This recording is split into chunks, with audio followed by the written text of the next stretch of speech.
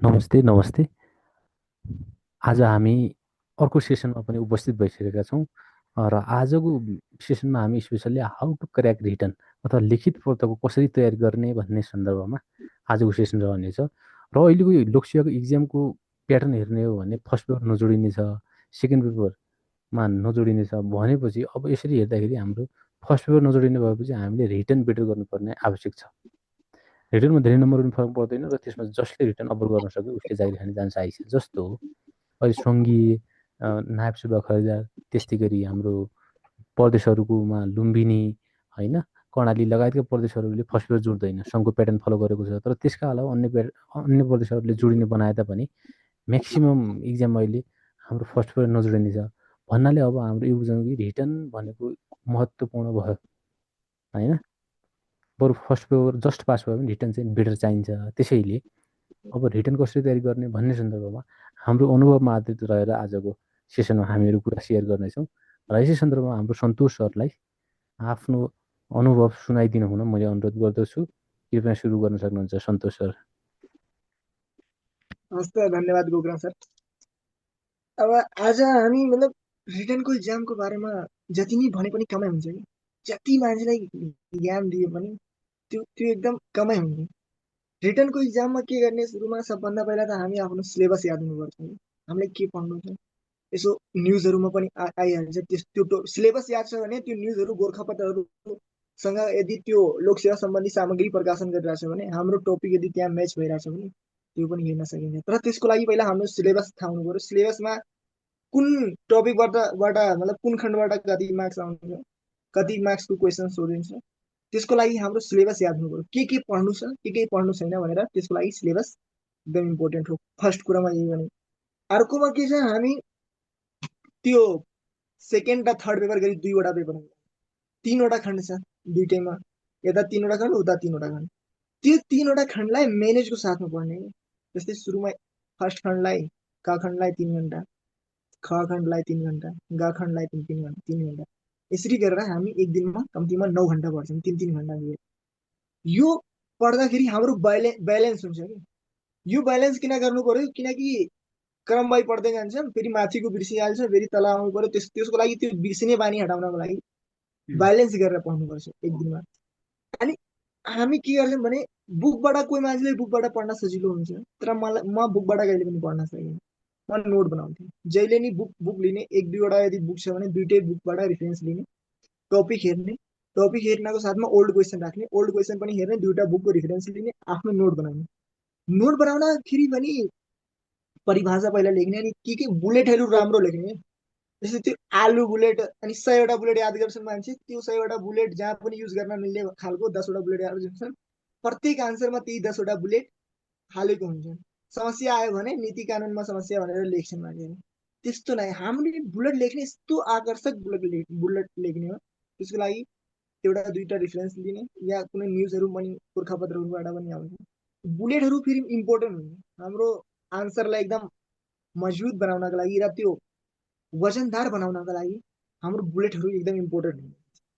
अर्को के भने रिटर्न पास गर्नको लागि त हामीले लेख्नुपर्छ कि दिनमा जति नै लेखे पनि कम हुन्छ। रिटर्नको लागि लेख्दा लेख्दा त्यो ब्रेन मसल्स एउटा जेनेरेट भएपछि बल्ल त्यो हामीले इक्जाम हलमा सुरुमा कुनै आन्सर आउँदैन भने पनि एकचोटि लेख्न स्टार्ट गर्यो भने माइन्डले एटोमेटिक हातलाई त्यो सिग्नल दिएपछि, ब्रेन मसल एकचोटि डेभलप भएपछि एटोमेटिक हामी लेख्छौँ। त्यसको लागि जति नै लेख्नुपर्छ, ओल्ड क्वेसन सोल्युसन गर्नु न, एकचोटि पढ्नु, याद गर्नु, त्यसपछि लेख्नुहोस्, मजाले लेख्नुहोस्। लेख्दा लेख्दा दिनमा एउटा पेन जसरी नि सकाउनु लेखेर। म भन्छु, म त धेरै लेख्थेँ। लेख्नु मोस्ट इम्पोर्टेन्ट हो। लेख्दाखेरि हाम्रो राइटिङ पनि सुध्रिन्छ, लेख्दाखेरि याद पनि बढी हुन्छ, अनि फर्मेट पनि थाहा भइन्छ, कुन फर्मेटमा लेख्ने हो त्यो पनि थाहा भइन्छ। अनि रिटर्नमा के हुन्छ भनेपछि एउटा म भन्न चाहे, मान्छेले जस्तै 2 मार्क्समा परिभाषा सोध्यो भने 1 पेजको परिभाषा लेखिदिन्छ, त्यसैमा टाइम लस भइरहेको। त्यस्तो गर्ने होइन, हामीले अङ्कको आधारमा लेख्ने। 2 मार्क्समा सोध्यो भने 4 लाइनको परिभाषा लेख्ने। 3 मार्क्समा यदि त्यसको महत्त्व, समस्या, आवश्यकता सोधेछ भने 6 या 8वटा बुलेट, 9वटा बुलेट जति सकिन्छ हामी 7 मिनटमा एउटा आन्सर लेख्ने हो। खासमा 7.5 मिनट जति टाइम हुन्छ, तर त्यहाँ गएर यताउता गर्दाखेरि धेरै टाइम लस हुन्छ भने 7 मा एउटा आन्सर लेख्यौँ जसरी पनि, त्यसको लागि हामी अङ्कको आधारमा आन्सर लेख्ने हो। आफ्नो थाहा छ, मलाई धेरै थाहा छ, तर धेरै थाहा गरेर त्यहाँ लेख्ने काम छैन त। जति क्वेसनले मागेको छ त्यति मात्रै लेख्ने हो। एक्स्ट्रा कुरा, बाहिरको कुरा, नचाहिने कुराहरू त्यसमा थप गर्ने होइन। अनि त्यसलाई त्यो ट्रिक बनाएर पनि पढ्न सकिन्छ। हामी कुनै कुनै क्वेसन याद भइरहेको छैन, अनि त्यसको लागि ट्रिक बनाउने, सूत्र बनाउने, आफ्नो सूत्र बनाउने, सकेसम्म अरूको सूत्र नकपी गर्ने, सकेसम्म आफ्नै सूत्र बनाउने मेरो विचारमा। अर्को के भने म ओल्ड क्वेसनको रोल मलाई त लाग्छ लोकसेवामा धेरै इम्पोर्टेन्ट छ। म त ओल्ड क्वेसनकै भरमा पास भएको जस्तो लाग्छ मलाई। म धेरै ओल्ड क्वेसन सोल्युसन गर्छु। सबै प्रदेशको, स्थानीयताको, प्रदेशको, सङ्घको लोकसेवा स्टार्टिङ पोइन्टदेखि अहिलेसम्म लिएर सबै के लगभग जति इयरको, इभन मसँग कति धेरै ओल्ड क्वेसन थियो, प्रत्येकमा एउटा दुईवटा ओल्ड क्वेसन सोल्युसन मेरो विचारमा। ती प्रत्येक क्वेसनको आन्सर फेरि मेरो नोटमा हुन्छ। आन्सर त्यो लेख्नको लागि पनि त्यो पहिला पढ्नु पऱ्यो, अनि बल्ल ओल्ड क्वेसन सोल्युसन गर्नु। त्यसैले ओल्ड क्वेसन सोल्युसन गर्नु र आफ्नो सिलेबस आधार बनाउनु, टाइम म्यानेजमेन्टको साथमा पढ्नु। सुरुमा टाइमर नलगाइकन लेख्नु, पछि 10-15 दिन बितेपछि टाइमर लगाउनु, टक्क घडी अगाडि राख्नु अनि लेख्नु। म यति मिनटमा यो सकिरहेको छैन भनेर हेर्नु। म यति नै भन्न चाहेँ। अब बाँकी हाम्रो बोक्रा खेल्नु। धन्यवाद सन्तोष सर, आफ्नो अनुभव सुनाइदिनु भयो। अब म पनि सुनाउँछु र करिब करिब अनुभव त मिल्न आउँछ, तैपनि मैले सन्तोष सरले भनेको भन्दा अलिकति अन्य कुरामा म बढी फोकस गर्छु ताकि दायरा समेटियोस्। अब यसरी भनिरहँदा मैले लिखित how to crack written exam भन्ने सन्दर्भमा मैले 3वटा चरण बनाएँ। त्यसै चरणको आधारमा रहेर मैले के कुराहरू भन्दैछु। जस्तो नम्बर 1 चरण भन्छु म, इक्जाम आउनु अघि, होइन, अलि अगाडि, धेरै समय छ, 5-6 महिना बाँकी छ।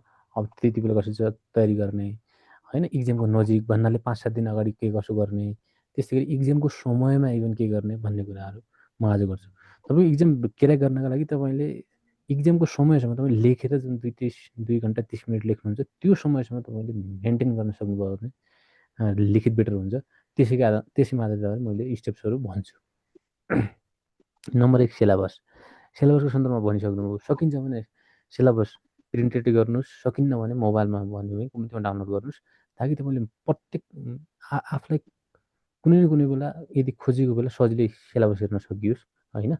सिलेबस प्रिन्ट गर्नुहोस्, सिलेबस मजाले हेर्नुहोस्, होइन। त्यसमा सबभन्दा गाह्रो टपिक कुन टपिक कुन सबै छुट्याउनुहोस्, होइन। त्यसरी हेर्नुहोस्। सिलेबसको सन्दर्भमा यति नै भयो। त्यसै गरी डिटेल्स स्रोत सामग्रीहरू, अनि क्लास लिने कि नलिने अथवा क्लासका सन्दर्भमा, यसमा मैले के भन्न चाहेँ भने तपाईँले कुनै एउटा बुक किन्नुहोस्। बुक तपाईँले स्रोत सामग्री धेरै किन्नै पर्दैन। एउटादेखि 2टा किताब भए हुन्छ, एउटा किताब भए हुन्छ जो डिटेल होस्, होइन। अनि त्यसलाई नै राम्रोसँग पढ्नुभयो भने इनाफ हुन्छ। र अर्को कुरा, अब क्लास लिने कि नलिने भन्दैछ, क्लास लिनुहोस्, होइन।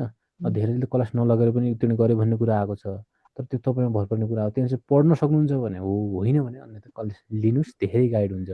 क्लासमा पनि अनलाइन लिने कि फिजिकल लिने भन्ने कुरा हुन्छ। सक्नुहुन्छ भने फिजिकल लिनुहोस्, सक्नुहुन्न, विकटमा हुनुहुन्छ भने अनलाइन लिनुहोस्, होइन। सक्नुहुन्छ भने फिजिकल लिनुहोस्। ठिक छ, मैले यति भने क्लासको सन्दर्भमा। त्यसपछि अर्को कुरा आयो, अब पढ्ने कसरी, होइन, बुझेर पढ्ने कि घोकेर पढ्ने। म के भन्छु भने सक्नुहुन्छ भने म्याक्सिमम् बुझ्नुहोस्, केही 10% घोक्नुहोस्। केही कुरा घोक्नुपर्ने होला त्यस्तो कुराहरू घोक्नुहोस्, नत्र म्याक्सिमम् बुझ्नुहोस्। अब बुझ्यो भने के हुन्छ भने, जस्तो अघि हाम्रो सन्तोष सरले पनि भन्नुभयो, आकर्षण बुदाहरू लेख्ने भन्ने कुराहरू गर्नुभयो। अब त्यो आकर्षण बुदा लेख्नको लागि तपाईँको कन्सेप्ट क्लियर हुनुपर्छ। कन्सेप्ट क्लियर हुनुलाई तपाईँले बुझ्नै पर्छ, होइन। त्यसैले बुझ्नुहोस्, जति सकिन्छ बुझ्नुहोस्, केही कुराहरू अलिकति घोक्नुहोस्। यसरी गर्नु भने तपाईँको पढ्न पनि तपाईँलाई मजा आउँछ, पढ्न पनि सजिलो लाग्छ। घोक्नु भयो भने एउटा पेज घोक्छ, अर्को पेज बाँकी नै जान्छ, अनि पढ्न पनि लोकसेवा कति गाह्रो हो भन्ने कुरा फिल हुन्छ। त्यसरी ध्यान दिनुहोस्। अनि अर्को कुरा उहाँले भन्नुभयो, अब न्युज, पत्र-पत्रिका, लेख रचना, प्रतिवेदनहरू, यी कुराहरू हेर्नुहोस्। न्युज सुन्नुहोस्, यी कुराहरू हेर्नुहोस्। यसले तपाईँलाई लेखाइमा व्यावहारिकपन ल्याउँछ, मौलिकता ल्याउँछ, र जसले तपाईँको आकर्षण बुदा लेख्नलाई पनि पक्कै सहयोग गर्छ। जस्तै न्युजै सुन्नुभयो भने तपाईँले नायब सुब्बाको खण्ड कका म्याक्सिमम् कुराहरू न्युजमा भनिरहेकै हुन्छ। कृषिसँग सम्बन्धित, उद्योगसँग सम्बन्धित, होइन, आर्थिक पक्ष, सहकारीका समस्या, अनेक कुराहरू गरिरहेको हुन्छ। त्यसैले न्युजहरू पनि सुन्ने गर्नुहोस्, होइन।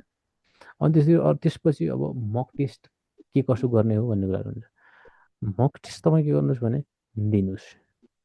हप्तामा एकचोटि त मक टेस्ट दिनुहोस्। अनलाइन हुनुहुन्छ भने पनि अनलाइनबाट पनि लेखेर पठाउनु, गर्दा चेक गर्ने सिस्टम छ, त्यसरी पनि गर्नुहोस्, होइन। फिजिकल हुनुहुन्छ भने त तपाईँ नछुटाउनुहोस्, मक टेस्ट नछुटाउनुहोस्। मक टेस्टले के गर्छ भन्दाखेरि तपाईँको टाइम म्यानेजमेन्ट स्किलको कुराहरू भयो, होइन, हाउ टु ह्यान्डल इक्जामको सिचुएसन कसरी ह्यान्डल गर्ने भन्ने विषयमा पनि सहयोग गर्छ।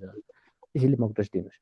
अब यस्तो हुन्छ, तपाईँ मक टेस्ट ल हप्तामा एकचोटि भन्दा म अलिक बढी पनि दिन चाहन्छु भन्नुहुन्छ भने कसरी, म के आइडिया पनि दिन चाहन्छु भने तपाईँ इक्जाम प्याटर्नमा रहेर तपाईँले टेस्ट दिन जानुहुन्छ भने तपाईँ प्रत्येक दिन कम्तीमा 10 मार्क्सको, ल सक्नुहुन्छ भने 20 नत्र 10 मार्क्सको क्वेसनहरू इक्जाम फर्मेटमा रहेर गर्नुहोस्।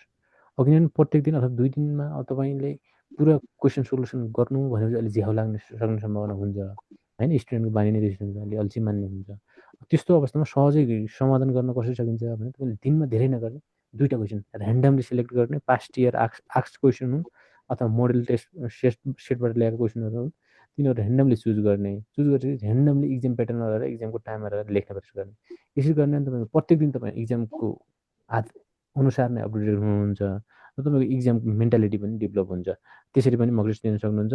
दिनको धेरै नगर्ने 2टा क्वेसन मात्रै गर्ने, 2टा मात्रै, त्यसरी जान्नु। त्यो भयो। त्यसपछि अब इक्जाम नजिक, अब इक्जाम नजिक भन्नाले तपाईँ इक्जाम 6-7 दिन बाँकी छ, अब के गर्ने? अब 6-7 दिन बाँकी छ भने अब के गर्ने भन्दाखेरि चिल हुनुहोस्। तपाईँले जति गर्नुभयो, जति पढ्नुभयो त्यो विगतको समयमा इक्जाम आउनु अघि पढिसक्नुभयो। अब तपाईँ 6-7 दिन अगाडि, 2-3 दिन अगाडि पढेर मरिमटी गरेर केही पनि हुनेवाला छैन। विगतमा तपाईँले कसरी गर्नुभयो त्यसैको आधारमा तपाईँले इक्जाम दिनुहुन्छ, होइन। त्यसैले अब इक्जामको नजिक 6-7 दिन छ भने तपाईँ मजाले केही नगर्नुहोस्, रेपुटेसनतिर लाग्नुहोस्। अब होइन, रेपुटेसन कसरी गर्नु भने 6-7 दिनसम्म सुरुमा पहिला गाह्रो टपिकको रेपुटेसन गर्नुहोस्। त्यस पछाडि नजिक 1-2 दिन अगाडि सजिलो टपिकको रेपुटेसन गर्ने, प्रेसरै नलिने, रेपुटेसन मात्रै गर्ने, सामान्य रेपुटेसन गर्ने। त्यति गर्दा हुन्छ। इक्जाम नजिक अगाडि यति गर्ने, धेरै प्रेसर नलिने, होइन। त्यसरी अब इक्जामको समयमा, अब आउँछ इक्जामको समय, तपाईँ इक्जाम सुरु हुनु अघिदेखि अथवा इक्जामको तयारी गर्नु अघिदेखि लिएर तपाईँको इक्जाम दिएर बाहिर निस्किने बेलासम्म तपाईँको एउटा रिटर्न, त्यहाँसम्मको तपाईँको गतिविधिले रिटर्नले कस्तो बनाउने भन्ने कुरा निर्भर गर्छ। अझ इक्जामको समयमा अब तपाईँ इक्जाम दिन जानुभयो, 1 घन्टा अगाडि इक्जाम हलमा पुग्नुहोस्। पुगिसकेपछि अब तपाईँ क्वेसन पाउनुहुन्छ, होइन। आफूले कन्फिडेन्स राख्नुहोस्, लामो सास लिनुहोस्। यसरी एनी हो, आफूले कन्फिडेन्स राख्नुहोस्। अब इक्जाम सुरु भइसकेपछि अब के गर्ने त भन्दाखेरि तपाईँले सबभन्दा पहिला आउने क्वेसनहरू, गाह्रो क्वेसनहरू भन्दा पनि पहिला सबभन्दा आउने प्रश्नहरू गर्ने। त्यसपछि नआउने अलिकति टफ प्रश्नहरूलाई क्रमशः पछि प्रश्न दिँदै जाने, होइन। धेरै नबहकिने भन्ने कुराहरू भयो। र मैले अब इक्जामको समयमा मैले अर्को कुरा मैले के भन्न चाहेँ भने इक्जाम भनेको कस्तो भन्नुहुन्छ भने सिचुएसन जसले मेन्टेन गर्न सक्यो, इक्जामको सिचुएसन जसले मेन्टेन गर्न सक्यो, जसले एडजस्ट गर्न सक्यो उसले खान्छ। जस्तो रिटर्नमा जस्तो तपाईँहरूले पनि सुन्नु भएको होला, हाम्रो विभिन्न इन्स्टिच्युटहरूमा राम्रो नम्बर ल्याउने तर इक्जाममा गयो कि उसको नाम ननिस्किने, त्यस्तो समस्या हुन्छ। भन्ने तयारी गरेर मात्रै केही हुनेवाला छैन। तपाईँले त्यो 2 घन्टा 30 मिनट अथवा अवश्यको हकमा 3 घन्टा जसले प्रोपरली त्यो टाइमलाई युटिलाइज गर्न सक्छ, त्यो सिचुएसनलाई ह्यान्डल गर्न सक्छ, उसले जागिर खान्छ।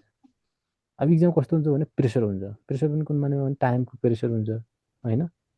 वरिपरि आफ्नो प्रतिस्पर्धीहरू हुन्छन्, त्यो लेखाइ पनि यति रफ्तारमा हुन्छ कि तपाईँको लाइन जब लाइन हाल्छ त्यसको आवाजले पनि त्यहाँ त्यस्तो सुनिरहेको हुन्छ।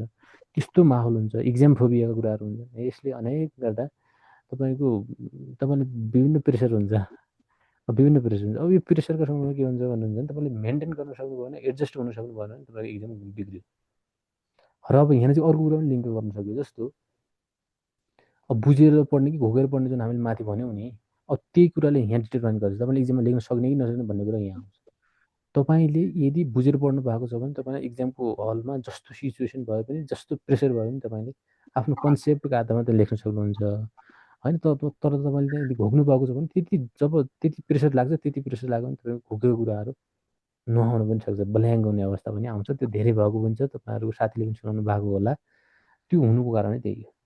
यसरी बुझेर पढ्नुहोस्, यसरी गर्नुहोस्। इक्जामको तयारी गर्नुभन्दा अगाडि अथवा 5-6 महिना अगाडिदेखि लिएर मैले भने जसरी यसरी तयारी गर्दै जानुभयो, सन्तोष सरले भने जसरी यसरी तयारी गर्दै जानुभयो र इक्जाम दिएर निस्किने बेलासम्म यी कुराहरू ध्यान दिन सक्नुभयो भने तपाईँको इक्जाम बेटर हुन्छ, तपाईँले इजिली रिटर्न क्र्याक गर्न सक्नुहुन्छ भन्न चाहे।